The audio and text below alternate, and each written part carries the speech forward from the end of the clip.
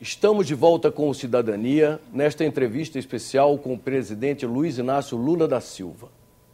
Presidente, antes da gente falar no futuro, eu queria que o senhor tocasse num problema do presente que nos preocupa muito em relação ao futuro, que é a questão das drogas no Brasil, essa devastação provocada pelo crack, e também uma coisa que está relacionada à questão da permanência da violência, especialmente nos grandes centros urbanos brasileiros. Bom, Armando, esse é um tema, eu diria, do presente e um tema do futuro e com fortes requisitos do passado. Ou seja, o ministro Tarso Genro, quando criou o Pronaf, ele deu um avanço extraordinário na relação da União com os estados para combater a violência. O que nós estamos colhendo no Rio de Janeiro, em alguns morros, é o resultado dessa parceria. O que nós estamos colhendo em outros estados, como o Ceará, é resultado dessa parceria, em que o governo federal financia projetos junto com o Estado para que a gente tenha a polícia mais tempo, sabe, e que a polícia tenha um papel, não apenas o de ser o papel da violência, mas o papel de uma polícia comunitária mais presente. As mães da paz funcionando, descobrindo jovens que estão em área de risco para a gente tentar recuperar.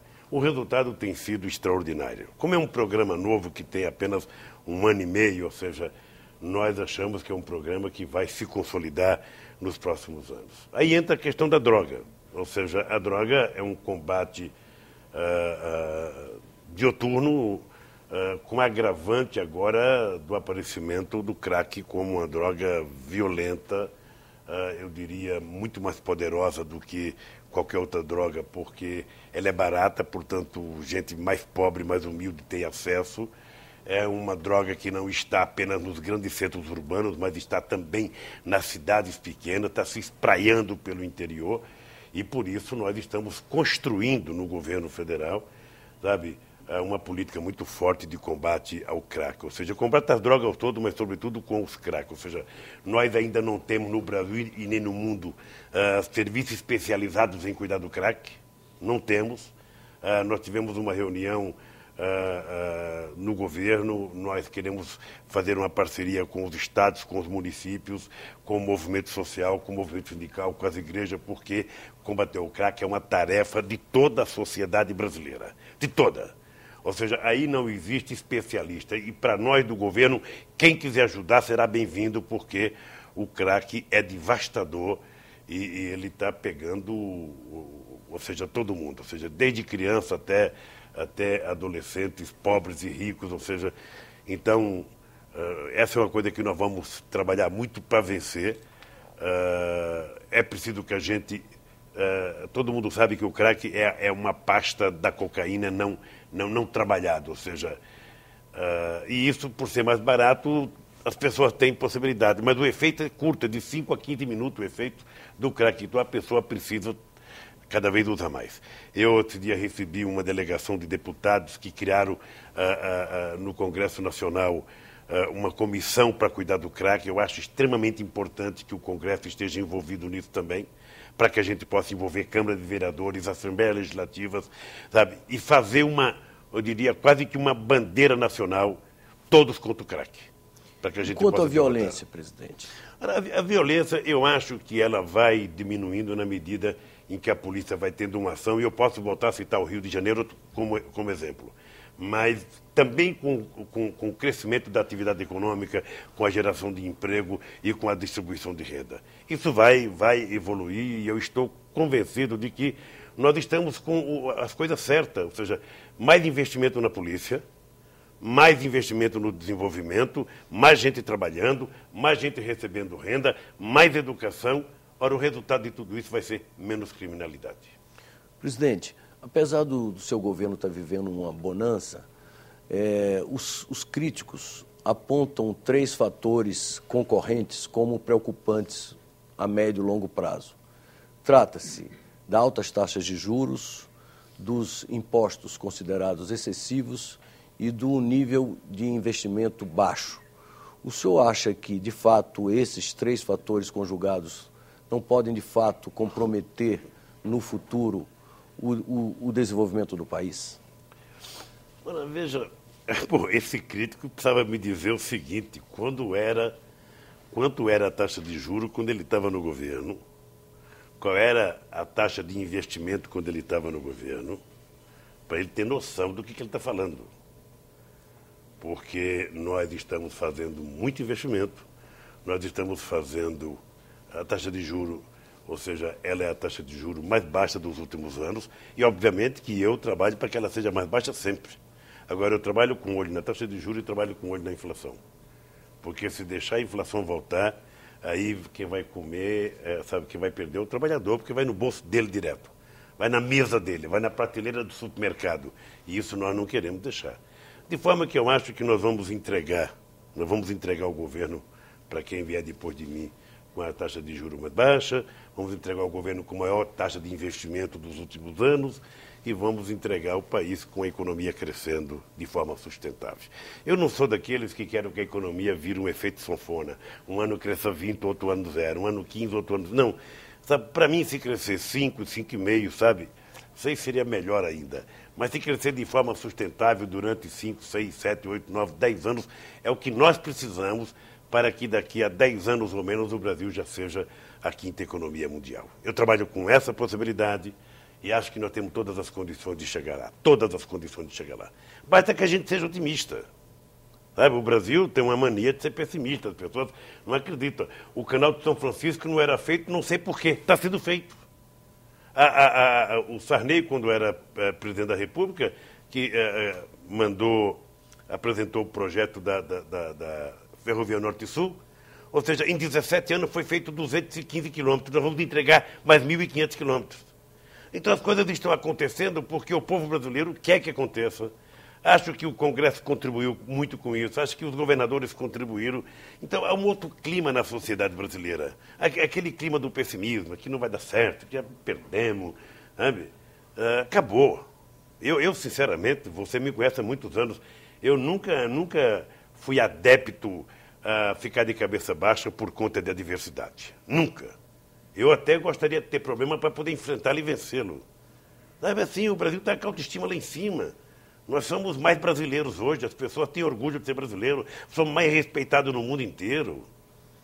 Falar nisso, presidente, entrando na política internacional, os esforços feitos pelo Brasil e Turquia, no caso do Irã, do acordo tentar resolver o contencioso das Nações Unidas com o Irã, terminou que não deu resultado, que as Nações Unidas se reuniram e aplicaram as sanções ao Irã. O senhor considera que a diplomacia brasileira sofreu uma derrota nesse caso? Olha, Armando, um dia, eu espero estar vivo, essa história será contada tal como ela é na verdade. O Brasil não se comprometeu a fazer o acordo que cabe à agência fazer e cabe aos membros permanentes do Conselho de Segurança da ONU fazer. O Brasil não se propôs a fazer isso. O que o Brasil se propôs? Havia uma dúvida de que o Irã não sentava para conversar. E eu cismei de que o Irã sentava para conversar. A Turquia também acreditava nisso. Nós fomos ao Teherã, depois de 18 horas conversando com o governo do Irã, ele aceitou conversar. Qual foi a nossa surpresa? É que aqueles que acusavam o Irã de que não queria conversar, ora, quando o Irã se dispôs a conversar, não quiseram conversar. Aí resolveram castigar o Irã para demonstrar que tinha força.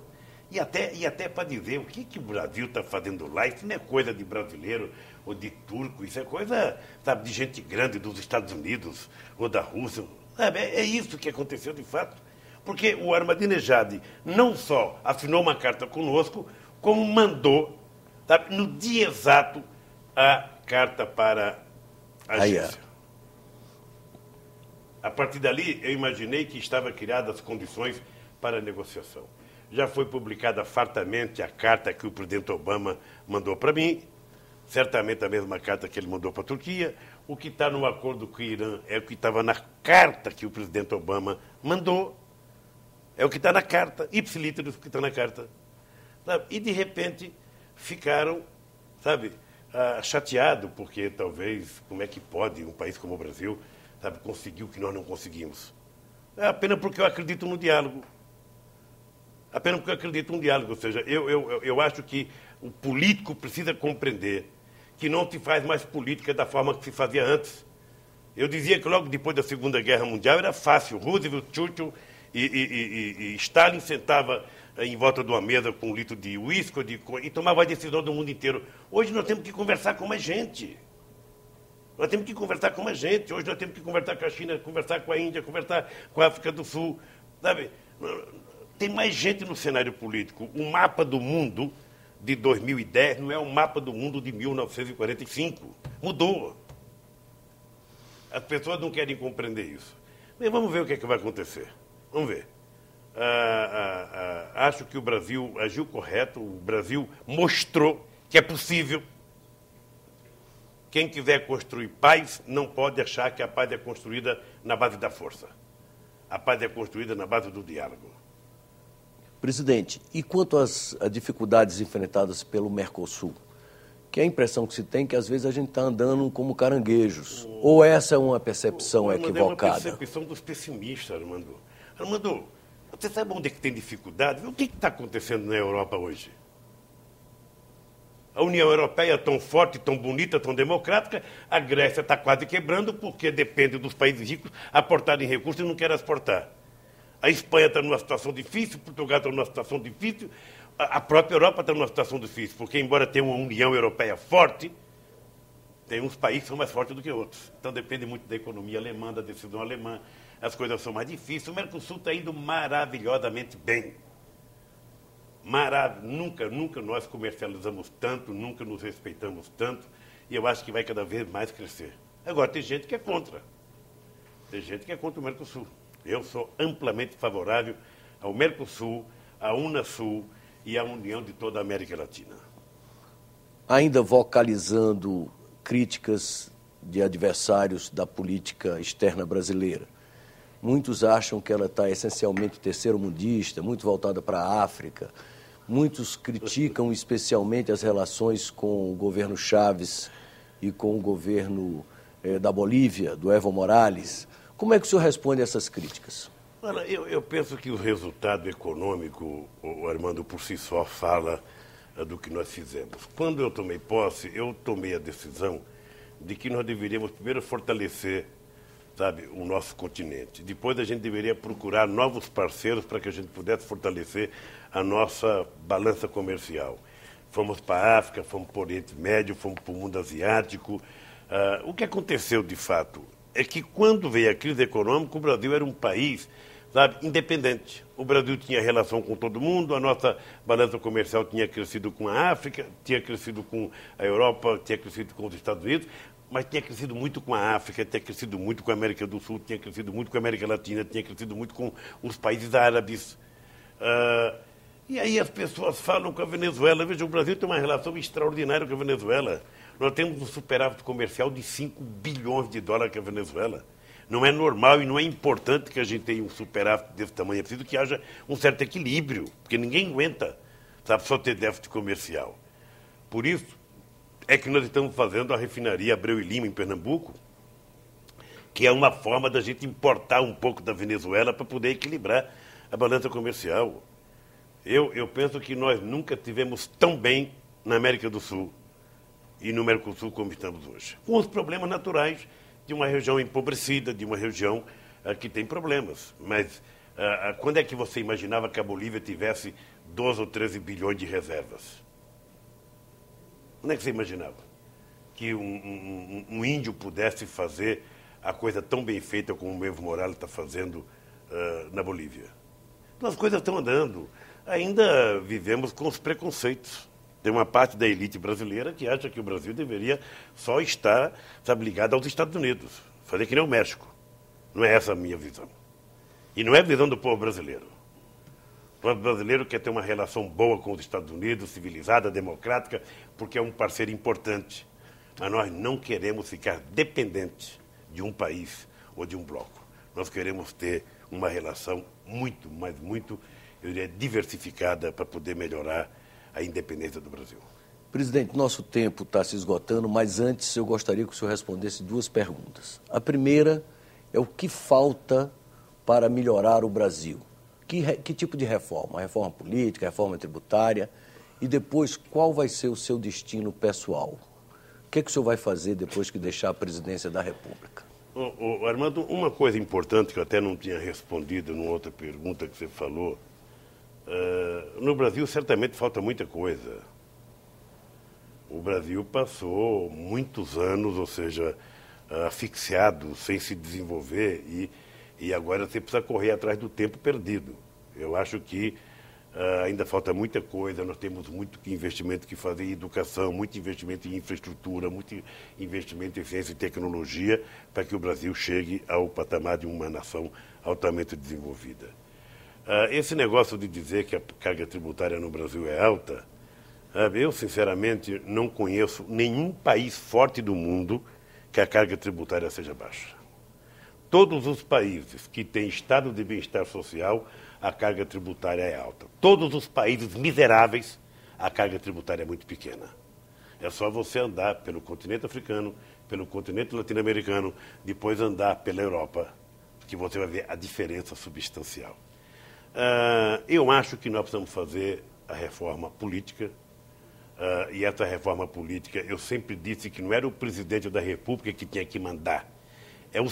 São os partidos políticos que têm que fazer. E eu, quando não tiver mais cargo de presidente, aí eu vou me embrenhar nas brigas dentro do PT para que o PT assuma a responsabilidade de colocar a reforma política como sua prioridade no Congresso Nacional. A reforma tributária, você é testemunha que eu mandei duas propostas. Eu mandei uma proposta em abril de 2003, eu tinha 4 meses de governo, e mandamos outra proposta agora em 2007. As duas estão lá. E deve ter algum inimigo oculto que não deixou votar. Mas nós mandamos, sobretudo, para que a gente unificasse vários impostos, na questão do ICMS, que tem 27 alíquotas, nós queríamos criar, sabe, no máximo 3 ou 4 ou 5. Mas não deu certo. Não deu certo porque as pessoas não querem votar. Sabe? Ninguém pode dizer que o presidente Lula não mandou para o Congresso Nacional. Eu mandei as reformas e elas não foram feitas. Algumas nem discutidas. Com relação ao que eu vou fazer, Armando, eu sinceramente acho que a primeira coisa e única que eu sei que eu vou fazer é descansar 30 dias sem ouvir falar de política, sem ouvir de nada. Quero descansar, colocar a cabeça no lugar e ver o que eu vou contribuir com esse país. Eu tenho muita coisa para fazer, sou muito novo, muito jovem. Não lhe entusiasma a ideia de eventualmente exercer um alto posto na burocracia internacional? Não. Continuar no cenário político mundial? Não, veja, eu pretendo trabalhar um pouco com essa questão da África. Eu acho, Armando, o que o Brasil acumulou de política social, o que o Brasil acumulou de política de transferência de renda, o que o Brasil acumulou de microcrédito, ou seja, é uma experiência rica e riquíssima. O que representa o Bolsa Família do ponto de vista da transferência de renda é uma coisa excepcional que o mundo precisa fazer. Nós provamos, não é mais teoria, agora é base concreta, agora é coisa prática. Ou seja, nós provamos que aquela história de dizer que primeiro precisava crescer para distribuir, faliu. Nós distribuímos, a economia cresceu. Quando veio a crise econômica, eu fui para a televisão fazer apologia do consumo. E quem foi às compras foi a classe D e E desse país. Foi a classe mais pobre que foi às compras e conseguiu segurar a economia brasileira. Então, eu quero ver se a gente consegue passar essas ideias para os nossos companheiros dos países mais pobres. Ou seja, R$10 na mão de um pobre significa um consumidor a mais. 1 bilhão na mão de um rico significa uma conta bancária mais forte. Então, ou seja, o que eu quero, na verdade, é distribuir o que a gente tem. Garantir que todo mundo tem um pouquinho, porque assim todo mundo come e todo mundo vive melhor. E os números que estão aí para ser divulgados são excepcionais. Eu, essa semana, ouvi o Nery, da Fundação Getúlio Vargas, fazer uma exposição da inclusão social no Brasil. Eu, sinceramente, sinto orgulho. Gostaria que fizéssemos mais, mas alguém vai continuar fazendo mais. Presidente Lula, eu quero lhe agradecer muito, em nome da TV Senado, a oportunidade dessa entrevista e lhe desejar um final de governo tranquilo. Ao encerrar esta edição especial do Cidadania, que contou com a presença do Presidente da República, quero lembrar aos telespectadores da TV Senado e aos ouvintes da Rádio Senado e de suas emissoras associadas que quem quiser entrar em contato, sugerir pautas, enviar sua crítica, basta acessar o nosso portal www.senado.gov.br. Se preferir, entre em contato diretamente comigo, Armando Hollenberg, pelo endereço eletrônico rolembe@senado.gov.br. Muito obrigado por sua audiência. Até um próximo Cidadania aqui na TV Senado.